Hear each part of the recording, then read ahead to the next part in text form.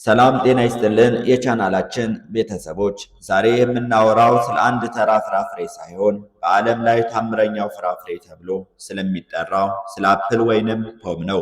በቀን አንድ አፕል መብላት ከሐኪም ያርቃል የሚባለው አባባል ለምን እንደተባለ ያውቃሉ? ዛሬ በዚህ ቪዲዮ አፕል ምንድነው? በውስጡ ምን ንጥረ ነገሮችን ይዟል? የአፕል አይነቶች ልዩነታቸውስ ምንድነው? የሚሉትንና የትኛው የአፕል አይነት ለጤናው የበለጠ ተመራጭ እንደሆነ በዝርዝር እናያለን። እስከ መጨረሻው አብራችሁን ቆዩ። አፕል ምንድነው? አፕል በሳይንሳዊ ስሙ ማለስዶሞሲካ ይባላል።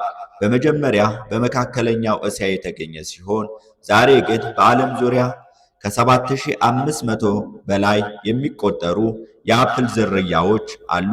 አፕል በውስጡ በርካታ የፋይበር አይነቶች፣ ቫይታሚኖችና ለሰውነታችን በሽታ የመከላከል አቅምን የሚጨምሩ አንቲኦክሲዳንቶች የያዘ ፍጹም የተፈጥሮ ስጦታ ነው። በአፕል ውስጥ ያሉ ንጥረ ነገሮች በአማካኝ አንድ መካከለኛ አፕል ወይንም 182 ግራም የሚመዝን አፕል የሚከተሉትን ይይዛል።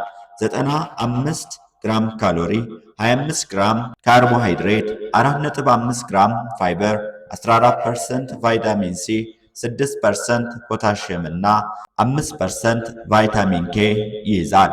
ከነዚህ በተጨማሪ አፕል ፖሊፌኖልስ የተባሉ በጣም ጠቃሚ የሆኑ የእጽዋት ንጥረ ነገሮችን ይዟል።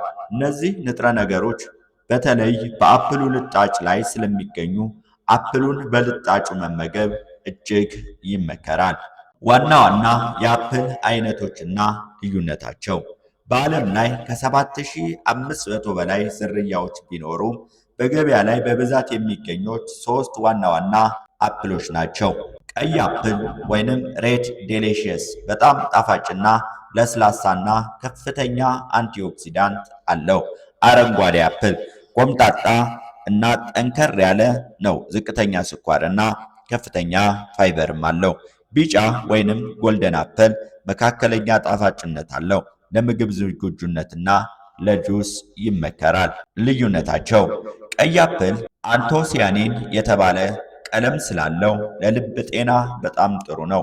አረንጓዴ አፕል ደግሞ በውስጡ ያለው የስኳር መጠን ዝቅተኛ በመሆኑ ለስኳር ታካሚዎችና ክብደት መቀነስ ለሚፈልጉ ተመራጭ ነው። ለሰው ልጅ ይበልጥ ጠቃሚው የትኛው ነው? ሁለቱም የራሳቸው ጥቅም ቢኖራቸውም እንደ ሳይንሳዊ ጥናቶች ከሆነ አረንጓዴ አፕል በትንሹ ብልጫ አለው።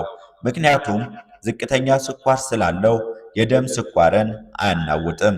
ከቀይ አፕል የበለጠ ቫይታሚን ኤ ይዟል። ለቆዳ ጤንነትና ለምግብ መፈጨት የተሻለ ነው።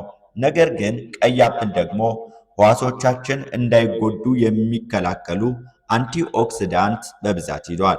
ስለዚህ ሁለቱንም ቀያይሮ መመገብ ከሁለቱም ጥቅም እንድንካፈል ያደርገናል። አፕል ዝም ብሎ ፍራፍሬ ሳይሆን የጤና ፋርማሲያችን ነው። በየቀኑ አንድ አፕል በመመገብ ጤናውን ይጠብቁ። ቪዲዮውን ከወደዳችሁት ላይክ በማድረግ ለሌሎችም እንዲደርስ ሼር አድርጉት። እናንተ በብዛት የምትገዙት ቀዩን ነው ወይንስ አረንጓዴውን? ምክንያታችሁ ኮሜንት ላይ ጻፉልኝ።